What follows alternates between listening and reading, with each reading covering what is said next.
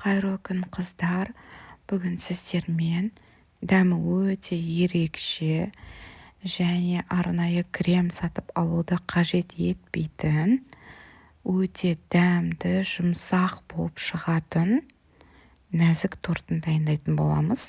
Бұл торттың атын мен өзім қойдым. Міндетті түрде менің каналыма тіркеліп кетіңіздер. Ал енді тортымызды дайындайтын болсақ, ең алдымен салқын сүтке 4 жұмыртқаның сарыуызын салып, үстіне май салып, қант салып араластырамыз. Миксермен араластырсаңыздар да болады. Және сгущенка саламыз. Кукурузный крахмал саламыз. Араластырамыз. Және орташа отқа қойып, осылай үздіксіз араластырып, бір қайнағанша осылай араластырып аламыз. Қатты қайнатып керек емес, бір рет қайнаса жетеді. Міне қайнады, осындай консистенцияда болу қажет.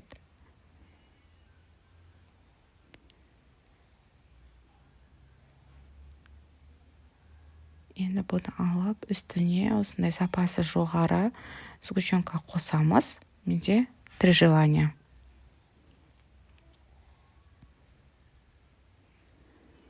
Жақсап араластырып аламыз. Енді суытып, келесі ыдысқа құйып, холодильникке салып қоямыз. Бетін в контакт пакетпен жауып қоямыз. Енді тестамызды жасаймыз. 4 жұмыртқаның үстіне қантты осылай бөлшектеп сала отырып, миксермен жақсап араластырып, 2 есе көтерілгенше жақсап араластырып аламыз.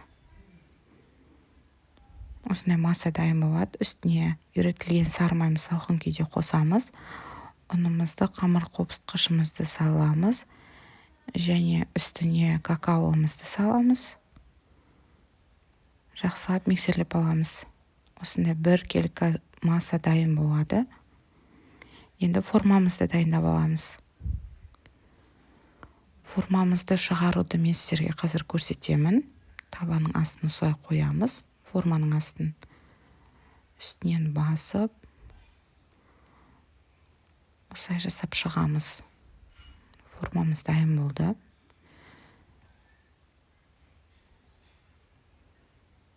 Енді үстіне 2,5 қасықтан бөліп, осылай салып, бір келкі етіп жайып шығамыз. Және пешімізді қосып қоямыз. Міндетті түрде қызып тұрған пешке саламыз. Менде осындай 4 корж дайын болды. Кремімізді алып бір араластырып аламыз. Және осындай табамыздың астына жағып шығамыз. Коржды қойып, үстіне кремдерді осылай 10-15 қасықтан құя отырып, бір келкі етіп араластырамыз.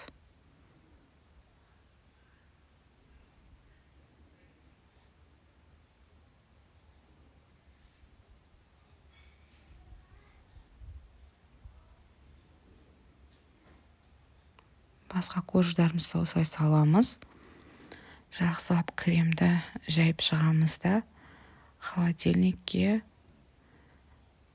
4-5 сағатқа қоямыз. Сонда креміміз сіңіп, жұмсақ болып, өте дәмді болып тұрады.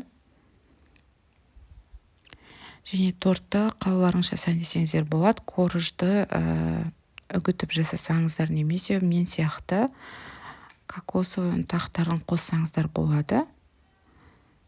Қалаларыңызша сәндесеңіздер де болады. Дәмі өте керемет. Міндетті түрде осы рецептпен жасап көріңіздер. Және менің каналыма тіркелуді ұмытпаңыздар. Алдағы уақытта мен сіздермен осындай ерекше рецепттермен бөлісіп отыратын боламын. Лайк басып, комментарий қалдыруды ұмытпаңыздар. Бұл мен үшін өте маңызды.